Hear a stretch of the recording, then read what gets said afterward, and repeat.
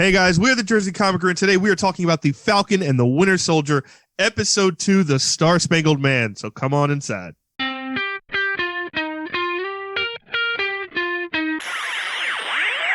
What's up, everybody? Robert Chris here from the Jersey Comic Crew, and Chris just said this is our reaction / review of the Falcon and Winter Soldier, Episode 2, The Star-Spangled Man. And I think we're going to start off here talking about the Star-Spangled Man. I hate him.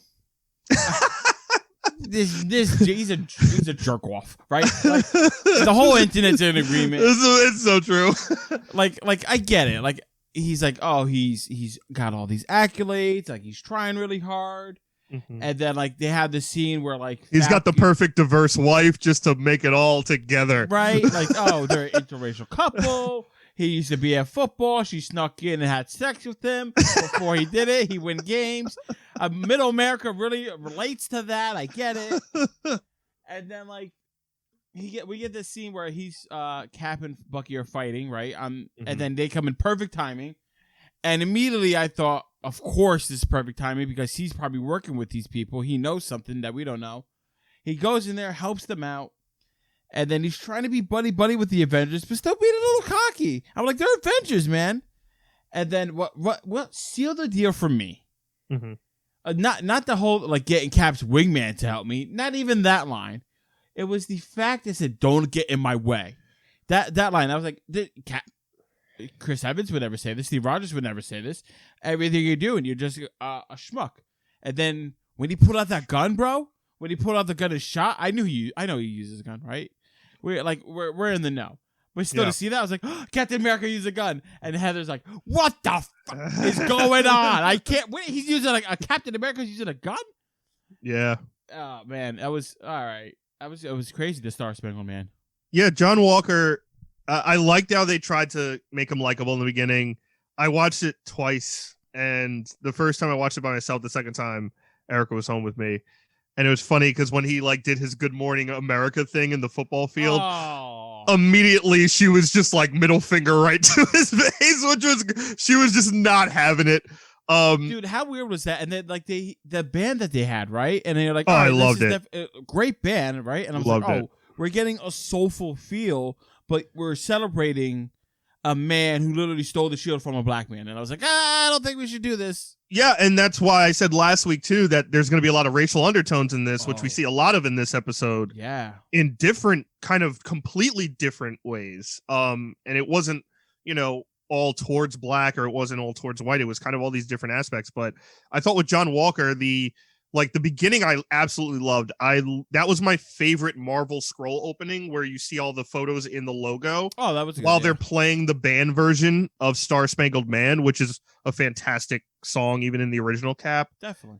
But I thought, I was kind of waiting for this undertone of either anger or rage, and he kind of says, right, like, I'm not trying to be Steve Rogers when they're in the truck kind of driving together. And then at the end when he's like, all right, I've asked you 2 to 3 times to work with us. I got you out of jail.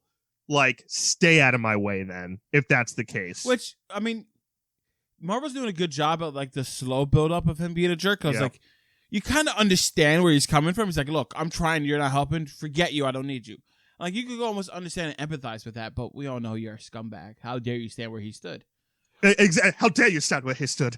And then, but like you said, I want to address that right now. The racial undertones. And some of it was thrown in our face after they leave the house of Isaiah Bradley, which we're gonna get to in just a moment.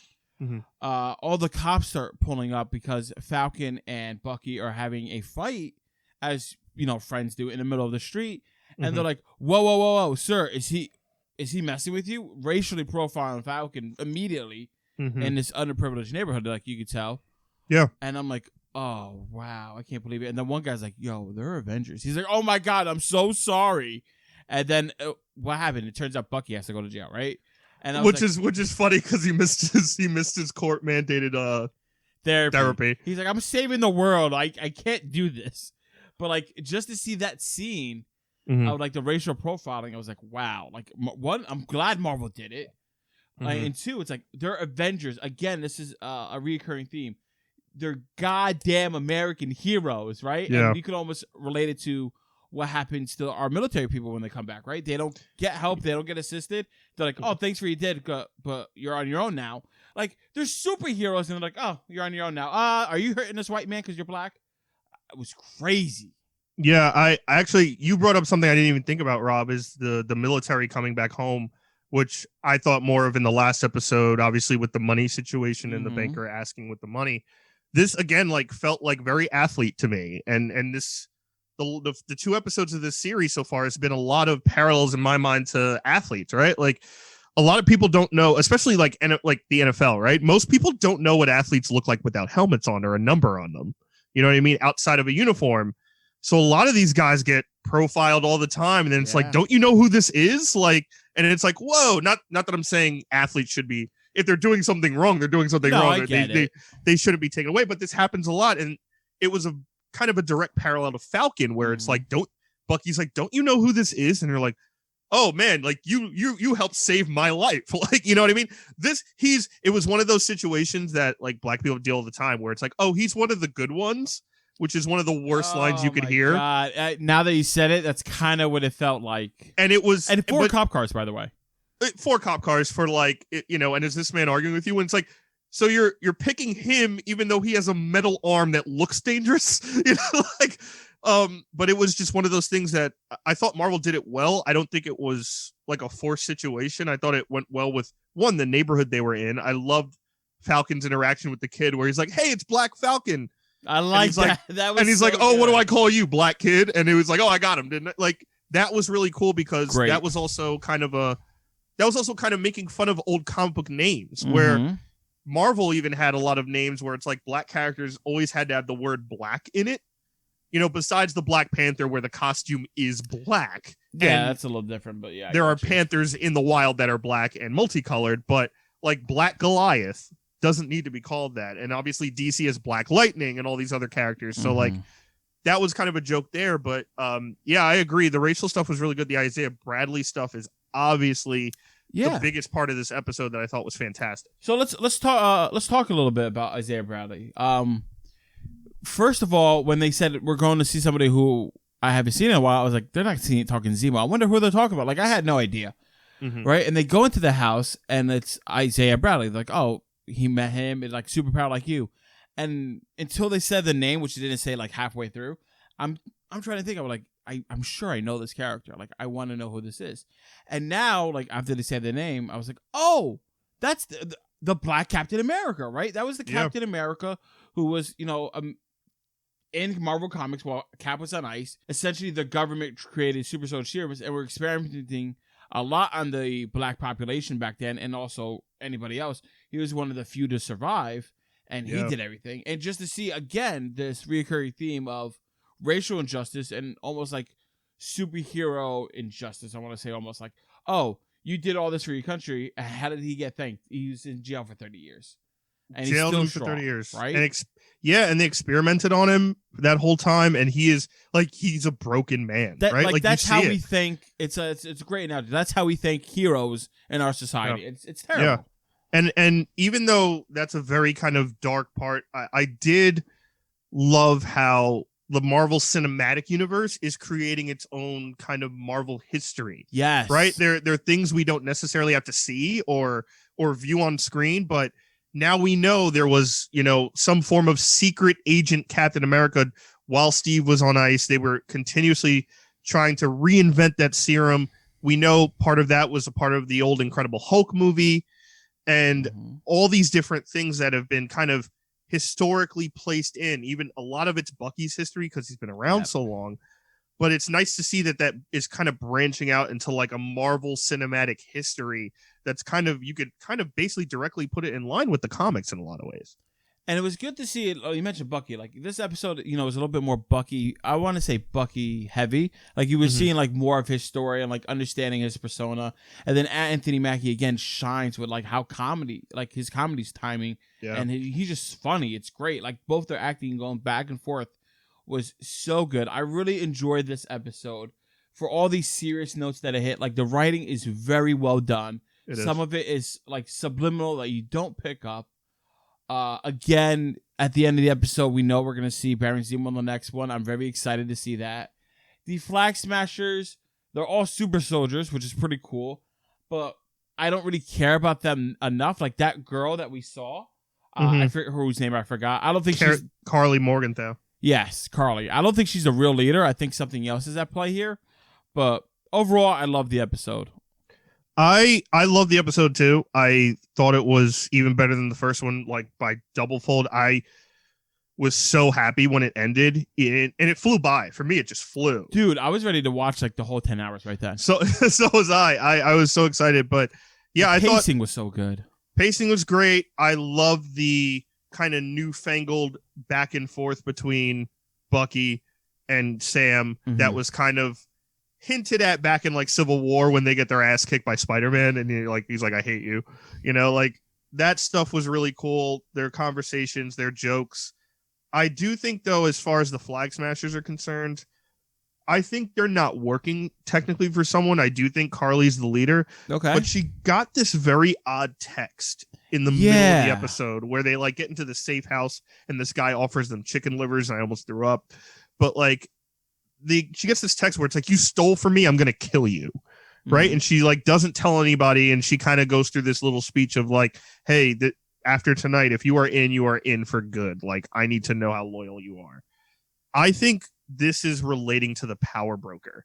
So I was gonna ask, who is that texting, and so who's the power broker? So I don't know if they're gonna make it a single person or a company. Okay. But I think the power broker is going to be directly connected to Madripoor, the city that we know is going to show up, which we know in the comics it's showed a lot in X-Men, and it's kind of like this city where anything goes, and it's like an Amsterdam on crack, right? There's like drugs and gangs and violence. It's kind of run by mob gangs.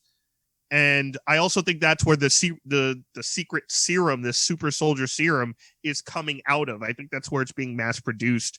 And I personally think Carly stole that serum and gave it to herself and her acolytes. And that's why the power broker is after them. So either it's going to be this company that is going to be after them, or it could be a single person in Marvel that I haven't really narrowed down yet. But I think that would be the play to go. I like that. And the last time I think in comics we saw the power broker, I think was in Daredevil, right? And like he was manipulating like the stock markets for certain people, and then he stopped getting payment, and like he shut down all the funding and allowed for people to attack. I don't remember. I remember seeing him recently, but he wasn't like on a big scale, so it's very easy to miss for the non-everyday comic book readers. So don't worry about it. And he has kind of like this pull within Marvel Comics, right? Like he kind of helped somewhat Wilson Fisk become the mayor of New York City. That's a big thing going on in Marvel Comics right now. But in this, I don't know what route they're directly taking because we haven't seen anything. We've just gotten hints. Gotcha. But to me, the thing that makes the most sense is Carly probably stole this serum. Gave it to her from the power broker, like probably stole it, took it, and that's why he's like, you took my like serum that I sell for millions of dollars. I'm gonna go after you. And I also think John Walker and Hoskins are gonna be connected to that too in some way, because I don't think John Walker just has strength like that. I could definitely see. Yeah, he's definitely powered. I could definitely see that. And the Flag Smashers, instead of being this terrorist group, is exactly like this group of rebels. Essentially, I can see that pivot. I think that'll work very well with Marvel. Last question I have for you, Chris. We know Zemo's coming next episode, right? Yes. We know that conversation's happening. What do you think is going to happen during that episode or during that conversation? I think two things. I think number one, it's going to be fantastically tense and uncomfortable, right? In ways that we all want. The uncomfortableness between him and Bucky, the fact that he knows the triggers to control Bucky. Maybe he'll try to do it and it doesn't work because Bucky's been kind of deprogrammed, or like we'll find out like Wakanda did something to him technological wise so he can't get programmed. I also think Bucky's going to break him out because we know Zemo's free at some point in the show. We've seen him walking around. He's going to visit his family's grave. He's got the purple mask he puts on. He's in like a black kind of trench coat.